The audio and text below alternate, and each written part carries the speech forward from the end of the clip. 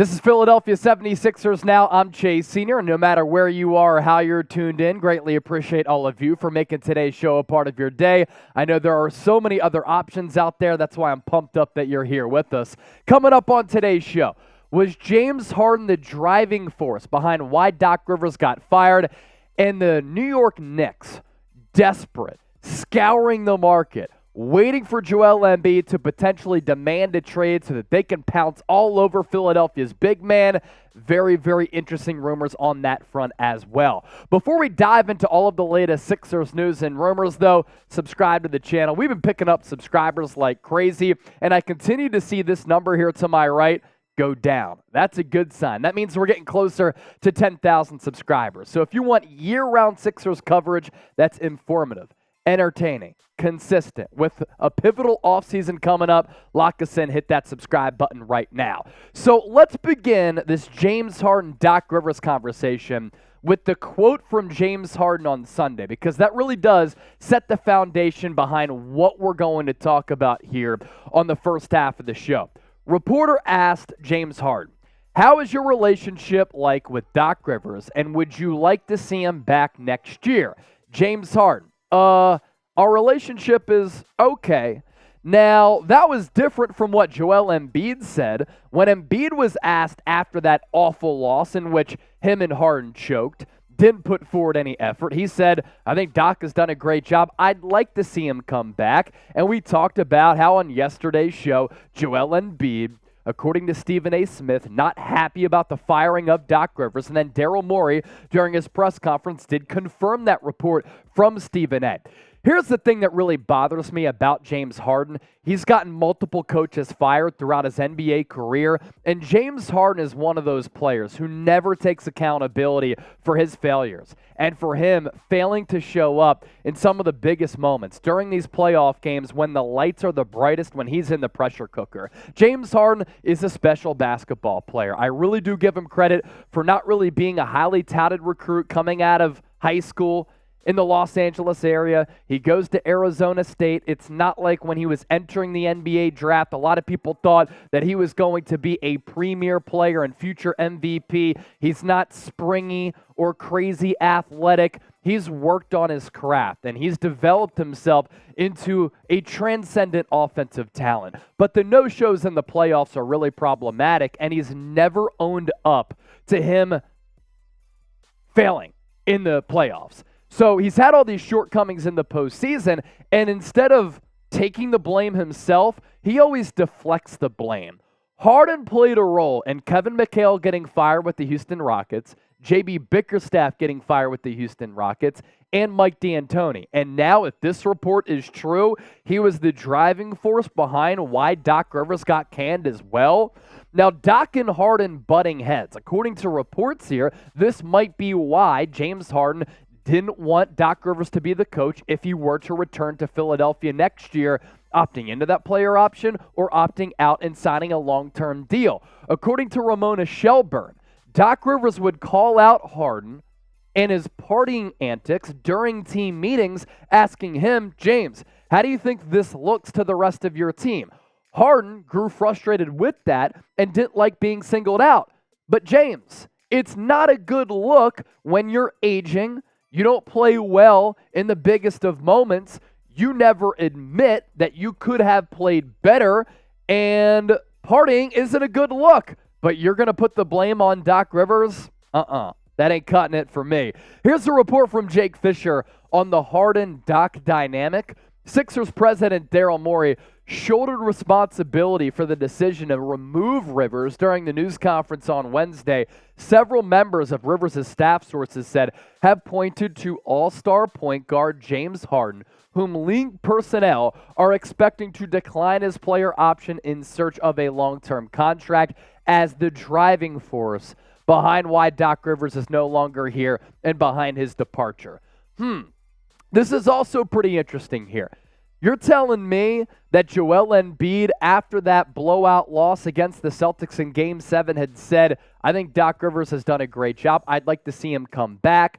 James Harden was asked about his relationship with Doc, and he said, "It's okay."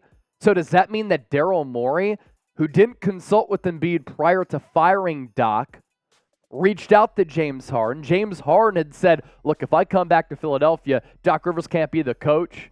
And Daryl Morey tapped into Harden's opinion and rolled with his input. This organization right now is a straight-up mess during what is going to be a massively pivotal offseason. The problem with moving on from Harden is this, though, and I'd like to see him gone. But who do the Sixers replace him with, and who do they replace his production with? Guy's a really special player as far as the production, and yes, I give him credit for winning Game 1, winning Game 4, 45 points in Game 1 in Boston, 42 points at the Wells Fargo Center. But in Games 5, 6, 7, he no-showed.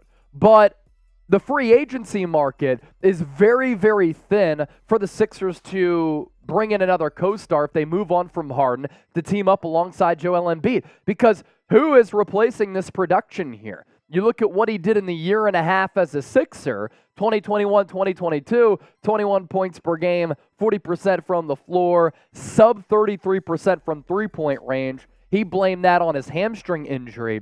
And then he was a lot better this past year. Now, with James Harden, I didn't show you the assist and rebounding numbers because he's basically getting close to a triple-double night in, night out. What's problematic, though, is how the field goal percentage and the three-point percentages, they do decrease in the playoffs when the games matter the most. So, with that, I want to put you to the test here. I know a lot of you watching right now, very, very creative, right? Your one word to describe James Harden as a person and as a basketball player. Please let me know. Coming up next, the New York Knicks are desperate to trade for Joel Embiid. We'll unpack those rumors coming up, but first, take a look at the NBA title odds here. The Miami Heat and our late son, Jimmy Butler, who I wish was still here, getting disrespected. After they went on the road and beat the Celtics in Game 1, they still have plus 750 odds to win the NBA title. That is fourth among the four teams left. Boston Celtics, Denver Nuggets at plus 150. So the Celtics now, they've lost home games in Game 1 in back-to-back series. Here's the thing, though. The Sixers kind of mentally soft. The Miami Heat are not. Would not surprise me if Miami wins that series. If you like the value there or you like the value of the Lakers at plus 550, get your bets in. BetUS, our sportsbook partner and today's sponsor. Chatsports.com/bet. Promo code CHAT125 for a 125% deposit bonus. You put in $100, you get $125 back. According to reports, the New York Knicks are desperate to trade for Joel Embiid, and they are monitoring his market after the firing of Doc Rivers.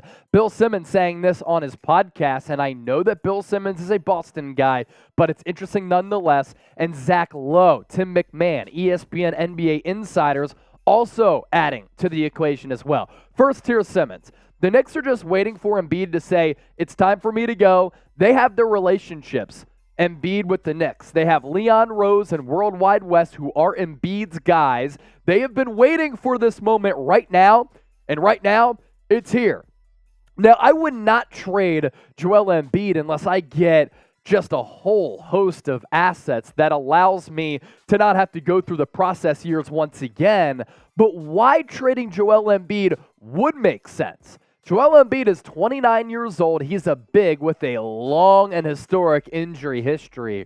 And bigs post 30 years old, they don't always age well, especially with their feet and their back and their knees. Those are three areas in which Embiid has struggled with as far as his health. His value will never be at the peak like it is right now when Embiid is coming off an MVP season, even after he no-showed in Game 7. His value is extraordinarily high. The Sixers could get a lot of player assets and draft picks back. For the acquiring team, there are 3 more years left on Embiid's contract, and if you wait, he gets hurt, you might have to enter the process years once again because nobody's going to take an expensive big who's older and has that aforementioned long injury history. Here's the latest on Embiid. This is a conversation between Tim MacMahon and Zach Lowe here. Tim MacMahon, you choose loyalty or you choose a chance to compete for a championship. Lowe responds and says, and now Tim, James Harden can walk, and if you don't think that teams with trade assets like the Knicks, for instance, have been watching this situation from afar, they are. MacMahon, the Knicks have been watching, rubbing their hands together at the thought of trading for Embiid. Zach Lowe, more information on these Embiid trade rumors. Joel loves Philly.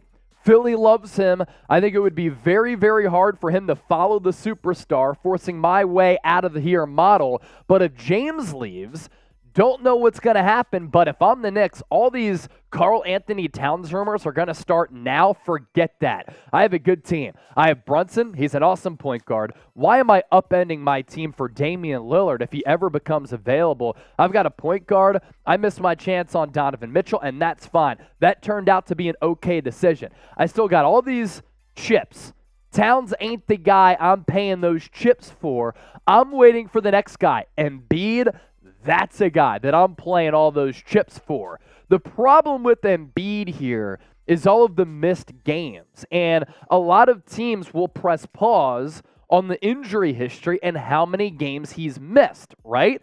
Because you also scour the market, and a lot of people have thrown out the Oklahoma City Thunder as one of those teams potentially, but they're not in a position to compete for a championship. Why would they trade for Joel Embiid, and they just drafted Chet Holmgren last year? It just doesn't make a lot of sense. So I've talked about some win-now teams like a New York Knicks or a Golden State Warriors that make more sense, but the offers might not be as deep. But the missed games here, you see it in the regular season, you see it in the playoffs as well, and in the past 4 regular seasons, this is what you can't deny. It's the production. And I will say that Embiid, year in, year out, from 2019 through 2022, 2023, has evolved this game. He's gotten better. He's made strides. He's made improvements. He's added to his arsenal. You look at the numbers, and it's all backed by the evidence there. That is true. But at 29 years old, how long can he continue to improve? How long can he continue to stay somewhat healthy? And can Embiid stay healthy for a really long time for Philadelphia to remain in this championship window? What's also an issue here, the regular season numbers, fantastic.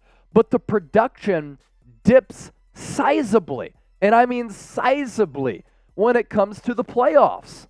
30 points per game, 28 points per game in 2019 through 2021. That's great, but the last 2 postseasons, he's been injured, hurt the thumb and the face against the Raptors, and then this past year, he was dealing with the knee injury, so he missed a couple of games and the production went down. It seems as though when he has a great regular season and he stays somewhat healthy, like he's done in the regular season the past 2 years, playoffs come around, he's playing good ball, and then, of course, he suffers some catastrophic injury. As for his contract for the acquiring team or the Sixers, if they want to hold on to Joel Embiid, 29 years old, he's going to be 30 next March, right? So he just turned 30 years old, I believe. So 46.9 in the current landscape of the NBA, it's not that bad. And then the year after that, 50.5, 2025, 2026, 54.5, and then the year after that, $58 million. This is when he's in his early 30s. So again, I wouldn't trade Embiid, but if you do want to trade him, it makes sense because of the lofty contract, his age, the injury history, and the fact that you have failed to make it out of the second round of the playoffs. Now, credit to the Sixers. They've been one of the better teams in the NBA as far as wins go and consistently making it in to the Elite Eight, if you will, of the NBA playoffs. Think of it as the conference finals, being the Final Four, but you got to find a way to break through. And if Nikola Jokic wins a championship this year, makes Embiid's MVP award look kind of weak.